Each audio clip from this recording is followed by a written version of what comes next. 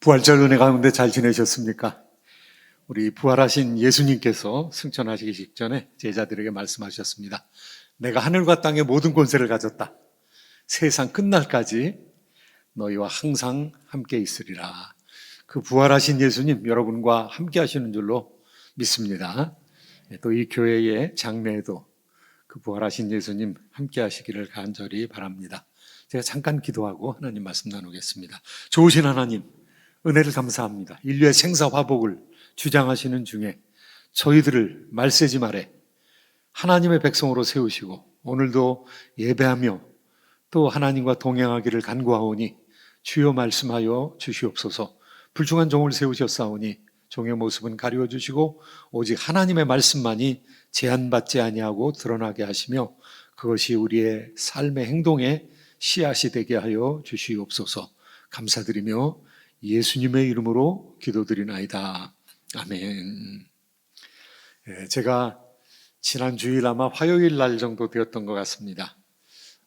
밖에 나가 있던 아들이 돌아와서 잠을 자면 지방이 있는데 그 지방에서 안 자고 꼭 거실에 소파에서 이렇게 잡니다. 그러면 제가 뭐를 좀 듣고 그러면 시끄러워가지고 제가 가지고 다니는 이어폰이 있습니다. 이거 아주 굉장히 비싸고 좋은 겁니다. 그래서 이어폰을 이렇게 귀에다가 꽂고 뭐 전화기에서 나오는 강의도 듣고 또 뭐 노래도 듣고 그러는데요. 부엌에서 식당에서 이거 듣다가 이게 떨어졌습니다. 떨어져가지고 어디로 굴러갔는데 보이지를 않아요. 그래서 불을 켜고 한 20분은 찾았던 것 같아요. 그래서 제가 걸레질을 안 하는데 걸레를 들고 싹싹 닦아가면서 찾았는데도 안 나오는 거예요. 전화기를 켰어요. 전화기를 켰는데 소리 안 들리는 거 보니까 분명히 이 근처에 있는 거예요. 그래서 찾다 못 찾아서 이런 것도 들어주실까? 그리고 하나님께 기도를 했습니다. 하나님, 이거 비싼 겁니다. 하나님한테 별로 비싼 거 아니겠지만은 이거 비싼 겁니다. 제가 3년 전에 교회 헌금으로 산 겁니다. 꼭 찾게 해주세요. 그렇게 기도했는데 놀랍게도 하나님께서 불을 끄고 찾아라 그러시더라고요. 저한테 새롭게 지혜를 주신 것 같아요. 그래서 불을 밝히고 찾다가 불을 다 껐어요.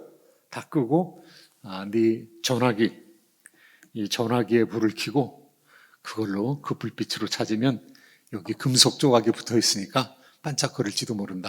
하나님께서 그렇게 저한테 지혜를 주시는 것 같아요. 그래서 깨달음대로 정말 제가 이 전화기 불빛을 켜가지고 7년 동안 들여다보지도 않던 냉장고 밑바닥, 또 오븐 밑바닥, 뭐 이런 데까지 전부 찾았어요. 깜깜한 데서 이렇게 비춰보니까 잘 보이더라고요. 그런데 저 코너에, 부엌 저 코너에 이게 박혀 있는 거예요. 그러면 반짝반짝 빛나고 있더라고요. 그래서 와, 얼마나 기쁜지 잔치하고 싶을 정도로 기쁘더라고요. 그래서 아내한테도 얘기하고 만나는 사람한테 내가 이거 찾았는데 하나님께서 이런 것까지 지혜를 주시더라. 그렇게 간증을 했습니다. 이거 뭐 사실 비싸다고 하지만 몇백 불씩 가는 것도 아니죠.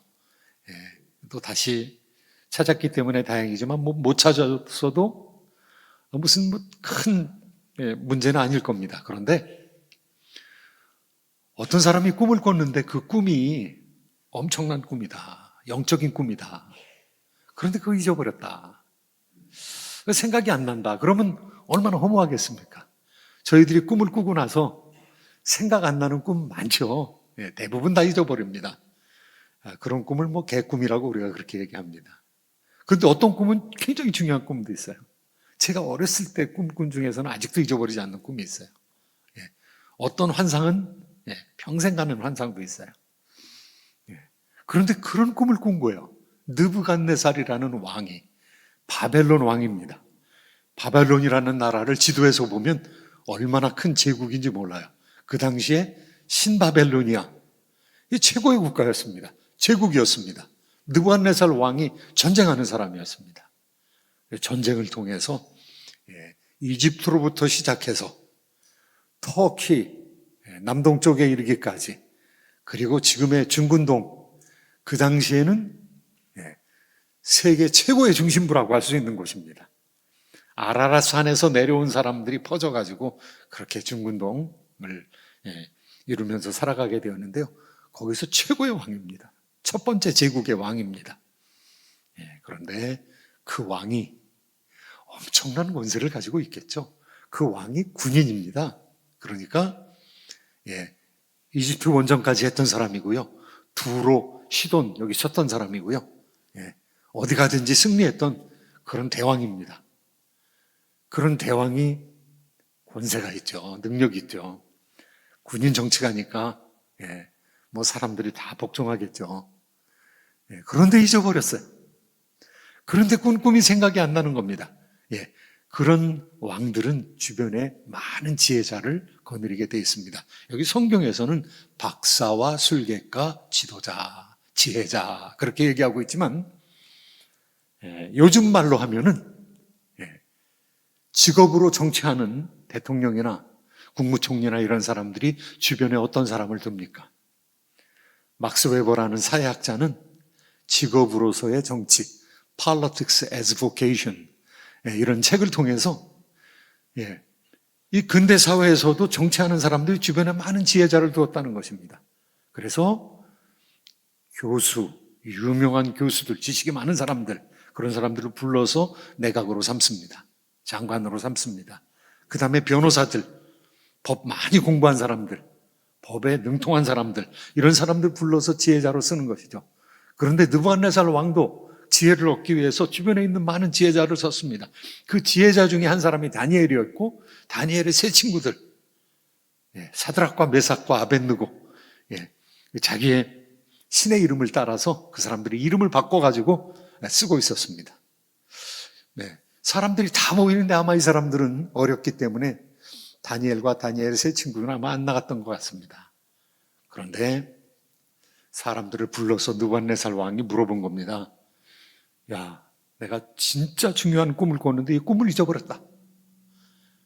이번에는 당신들이 꿈을 좀 맞춰보고 그리고 꿈에 대한 해석도 좀 나한테 알게 하라. 그랬더니 사람들이 벌떼같이 일어난 거죠. 요새 말로 하면은 왕이시여 그러다가 탄핵당하십니다. 뭐 그렇게 얘기하면 큰일 나겠죠. 죽죠. 그러니까 왕이시여 지금까지 열왕 중에 그와 같은 일을 지혜자들한테 물어본 왕이 없습니다. 꿈을 알게 해주시면 해석하겠습니다. 그랬더니 너희들의 시간을 연기시키려고 그러는구나. 이거 알지 못하면 너희들 다 죽이고 그리고 너희의 집을 걸음터로 삼겠다. 그러니까 집을 아주 완전히 망가뜨리고 걸음터로 삼겠다는 것은 화장실로 삼겠다는 얘기죠. 그러니까 너희들 필요 없다는 거예요. 그것도 못 맞추면 필요 없다는 거죠. 그리고 아리옥이라는 근위대장을 사람들한테 보내기 시작했습니다. 죽을 준비하라는 거죠. 그런데 다니엘이 그 소식을 아리옥이라는 사람으로부터 듣게 되었습니다. 그래서 왕에게로 저를 인도해 주세요. 제가 왕을 만나보겠습니다. 그래서 오늘 5장, 2장, 16절 말씀 같이 한번 읽어보시도록 하겠습니다. 다니엘이 들어가서 왕께 구하기를 시간을 주시면 왕에게 그 해석을 알려드리리다 하니라. 다니엘이 영적인 자신감이 있는 겁니다. 자네 훈련받은 사람이거든요. 다니엘은 왕립학교에서 3년 동안 보내면서 그곳의 언어 그리고 문학 이런 것을 다 익혔거든요. 그래서 왕의 지혜자가 되었거든요. 왕이 사람들을 검사를 해보니까 그 당시에 많은 지혜자들이 있었는데 그들이 가지고 있는 지혜보다 10배나 뛰어난 지혜를 가지고 있었고, 그러니까 너무 많이 알고 있었고, 그리고 비전을, 환상을 보는 사람이었고 그 환상을 보고 꿈을 해석하는 사람이었다. 그렇게 얘기하고 있습니다. 큰 나라의 왕이라 할지라도 자기가 꾼 꿈을 잊어버리고 그 꿈을 알려달라고 합니다. 그런데 꿈을 알려달라고 하는 것이 굉장히 중요한 일이죠. 특별히 지혜자였던 다니엘한테 그 꿈의 내용을 알게 하고 해석도 알게 해달라. 이거는 굉장히 중요한 일이죠. 사람은 별 수 없는 인간입니다. 사람은 지혜가 부족하거나 능력이 부족하거나 둘 중에 하나죠. 지혜가 있어도 능력이 부족하면 어떻습니까? 그 지혜를 실천할 수가 없어요. 그 지혜를 사용할 수가 없어요. 그런데 능력이 있어도 지혜가 없는 사람이 있습니다. 그 능력을 사용할 수가 없는 것이죠. 지혜가 없으면은 어떻게 그 능력으로 좋은 일을 이루어 나갈지 알지 못하는 거죠. 이스라엘에 수많은 임금들이 있었습니다. 수많은 임금들 중에서 지혜와 능력을 함께 가지고 있는 사람이 있었습니다. 여러분도 잘 아시는 가장 지혜로운 왕이 누구였습니까? 솔로몬입니다. 그런데 솔로몬은 능력도 있었어요. 큰 나라를 다스리면서 영향력을 엄청나게 미쳤던 사람인 것이죠. 그런데 많은 왕들이 능력이나 지혜를 함께 가진 왕이 거의 없습니다. 그러니까 다윗도 주변에 지혜자를 두고 그 지혜를 통해서 하나님을 섬기고 백성들을 다스리기를 원했던 것이죠. 여기서 느부갓네살 왕에게 중요한 것은 그 마음이 열려 있었다는 것입니다. 누구를 향해서 열려 있었냐 하면은 다니엘을 향해서 열려 있었다는 것입니다. 내가 부족하면 부족한 것을 딴 사람을 통해서 채우겠다고 생각을 한 거죠. 다른 사람의 도움을 받겠다. 영적인 개방성이라고 할 수가 있습니다. 내가 부족하면은 채워야 됩니다. 그런데 하나님께서 그렇게 말씀하십니다. 너희들 중에 지혜가 부족하거든. 지혜로 충만하신 하나님께 구하라. 그러면 그가 멸시하지 아니하시고 우리에게 지혜를 주시겠다고 그렇게 성경을 통해서 약속하고 있습니다. 그런데 지혜자가 있었어요. 다니엘이 있었어요. 그래서 다니엘을 만나고 나서 왕이 다니엘을 통해서 문제를 해결할 수 있겠구나 이렇게 마음이 열려져 있었던 것이죠. Spiritual openness. 마음이 열려 있는 것이 중요합니다. 하나님께서 직접 가르쳐 주시면 최고고요. 아니면은 이웃을 통해서도 알 수 있죠. 제가 공부를 하는 중에 좋은 선생님을 만났습니다. 좋은 선생님을 만나는 것의 유익은 무엇이냐 하면은 제 한계를 알고 계시다는 거죠.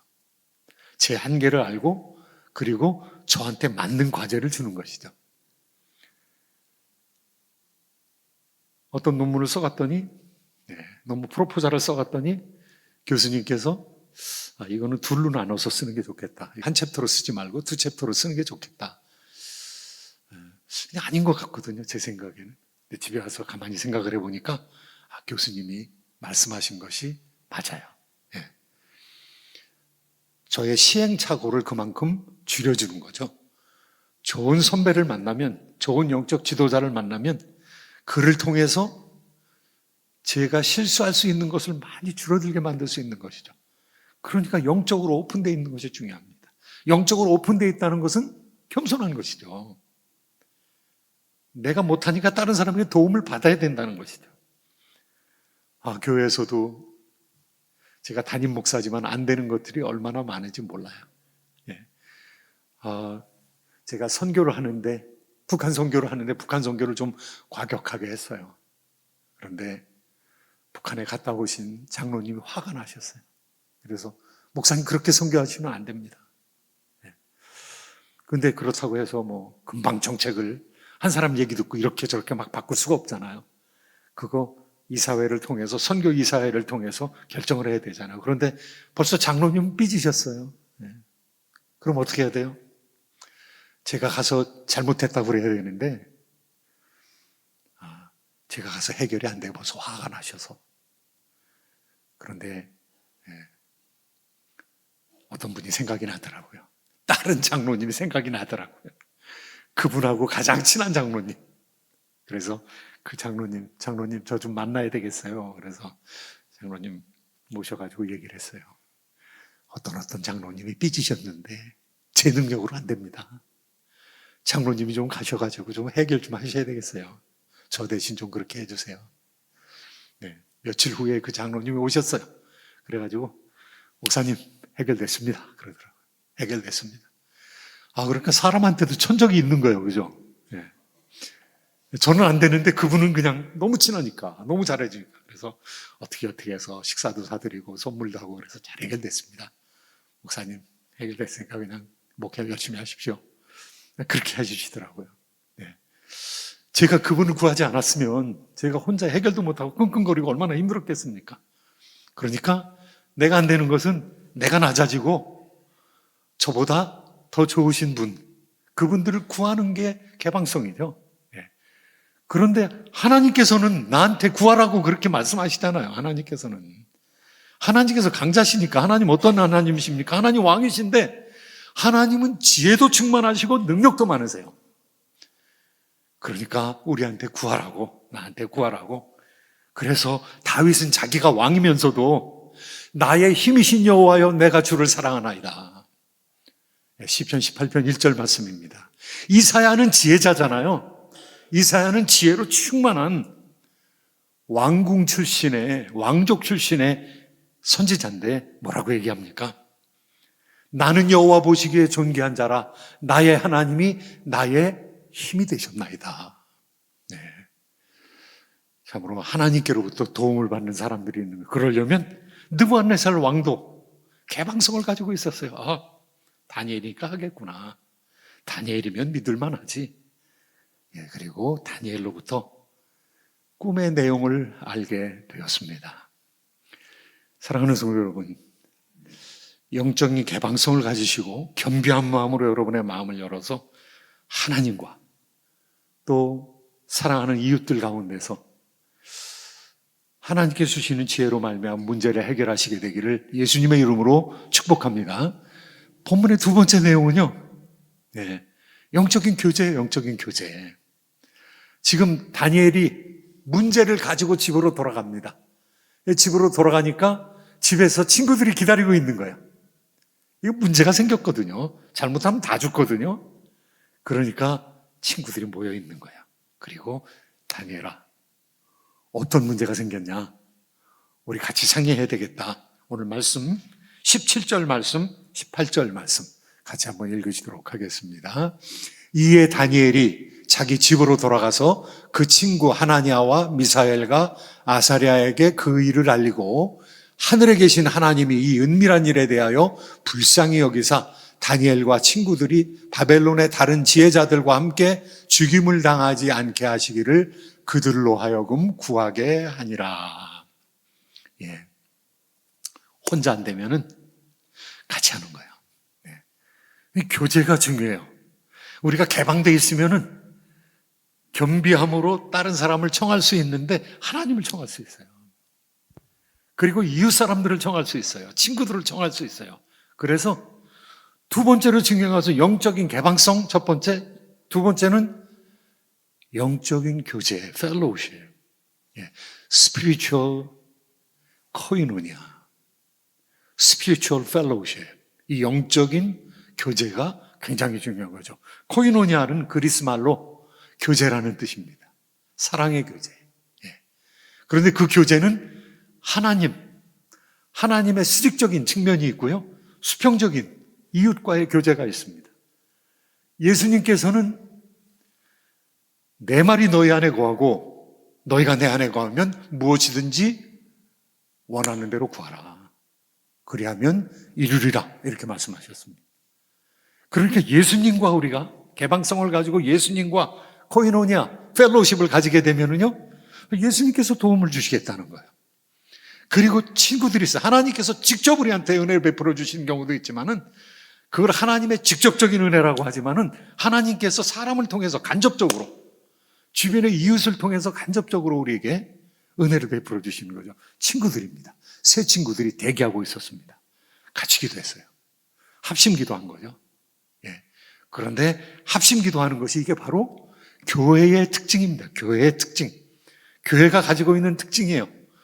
혼자 하는 것도 중요하지만은요, 골방에 들어가서 혼자 하는 것도 중요하지만 여러 가지 어려운 일이 있을 땐 교회적으로 기도하는 거, 교회가 함께 기도하는 거, 특별히 지도자를 구하는 거잖아요. 지금 우리 오렌지 코리안 철치가 지금 지도자를 구하고 있잖아요. 이게 지도자는 교회적인 일이죠. 그리고 우리 자녀들에까지 해당되는 일이죠.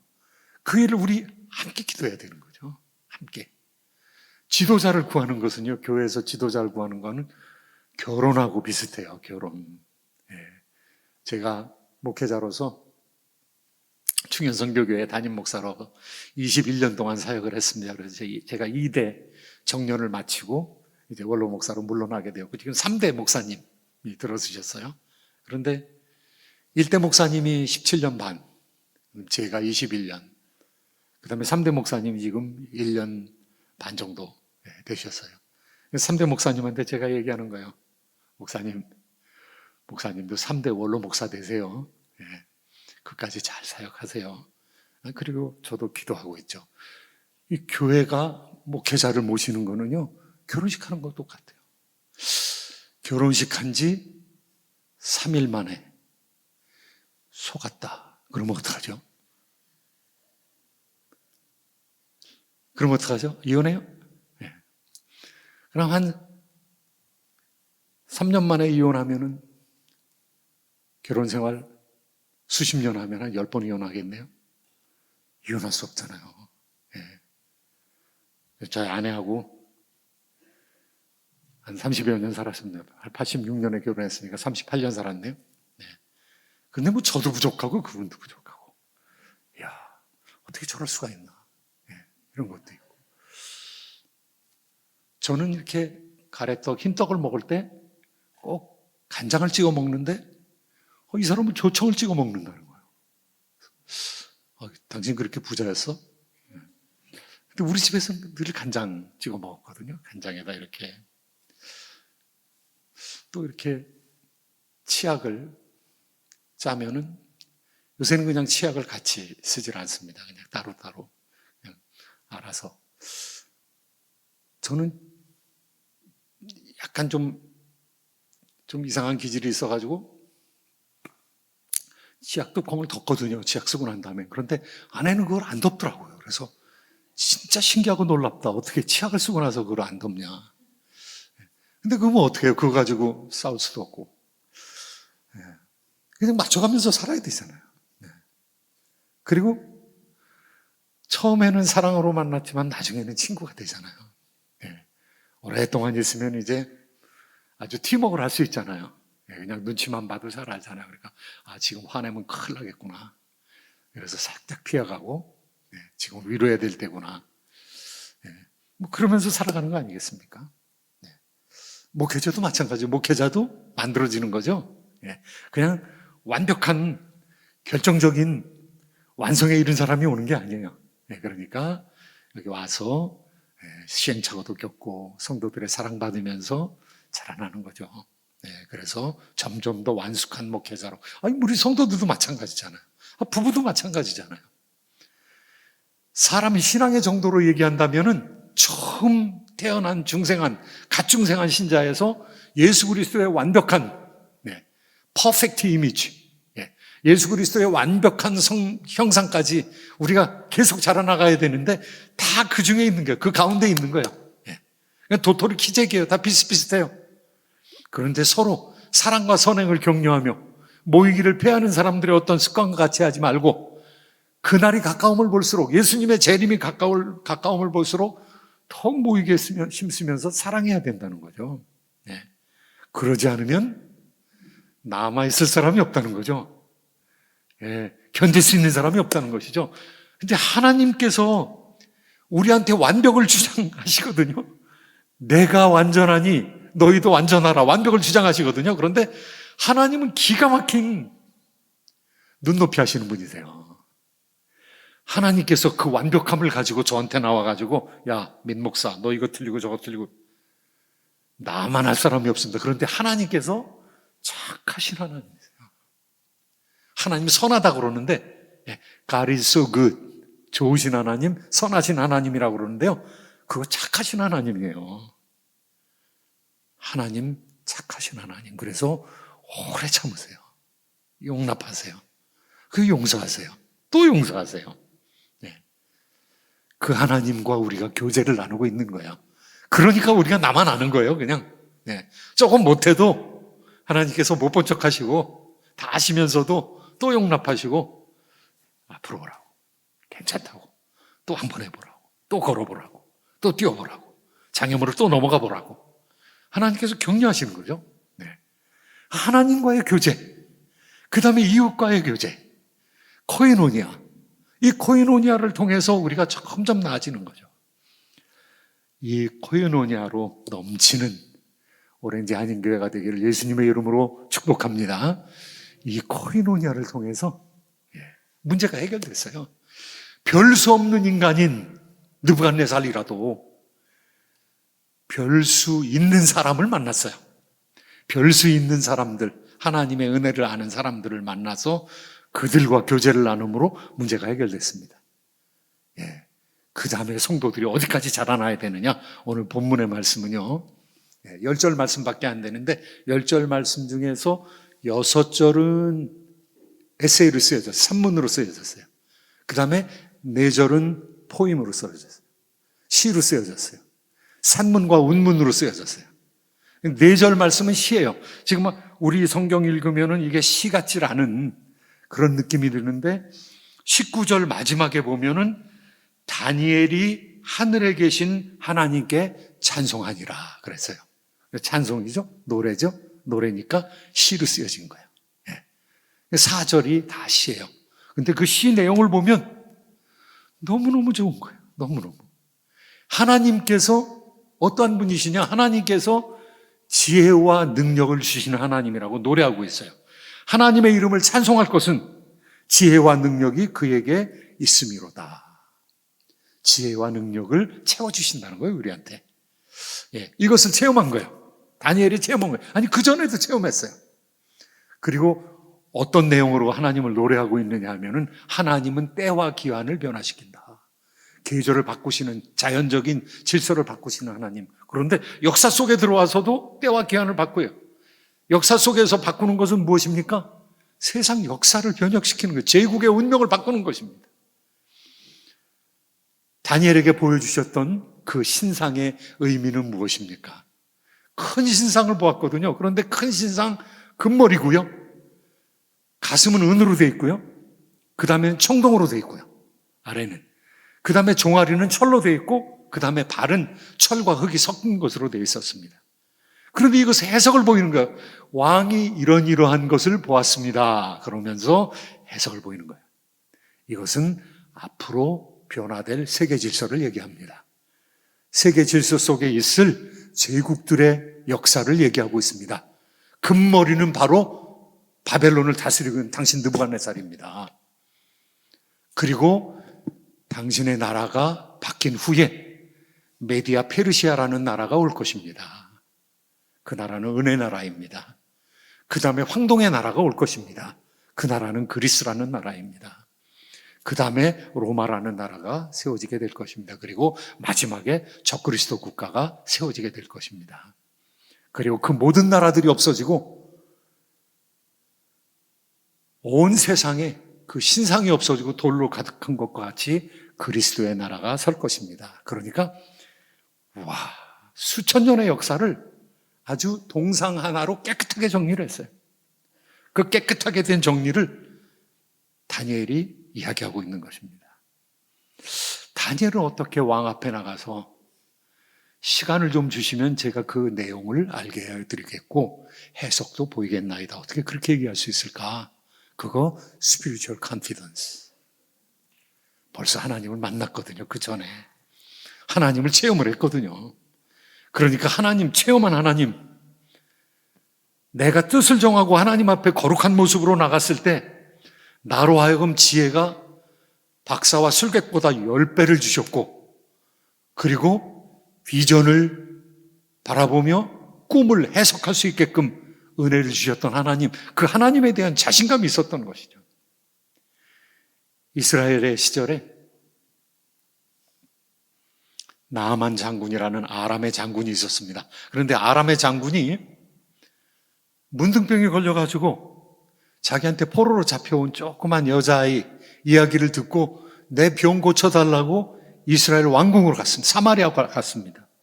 사마리아의 임금이 그 나만 장군을 보고 전쟁하러 왔구나, 트집 잡으러 왔구나, 내가 무슨 하나님이냐, 내가 어떻게 문둥병을 고치냐. 그런데 왕이 옷을 찢고 슬퍼했습니다. 근데 그 소식을 엘리사가 들었어요. 그 나만 장군을 나에게로 보내라. 내가 이스라엘에 선지자가 있는 줄 알게 하겠다. 이거 자신감이죠. 네. 영적인 자신감이죠. 왜냐? 하나님께서 가까이 계시거든요. 하나님께서 벌써 그와 같은 일들을 여러 번 행하셨거든요.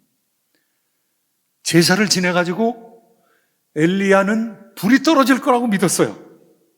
그런데 어떻게 그렇게 믿었을까? 기도하면 비가 온다는 사실을 어떻게 믿었을까? 그 영적인 자신감이에요. 하나님과 교제가 깊어지면서 하나님, 내가 구하면 하나님께서 이루어 주신다. 예수님께서 우리에게 말씀하셨습니다. 내 말이 너희 안에 있고 너희가 내 안에 있으면 무엇이든지 원하는 대로 구하라. 그리하면 이루리라.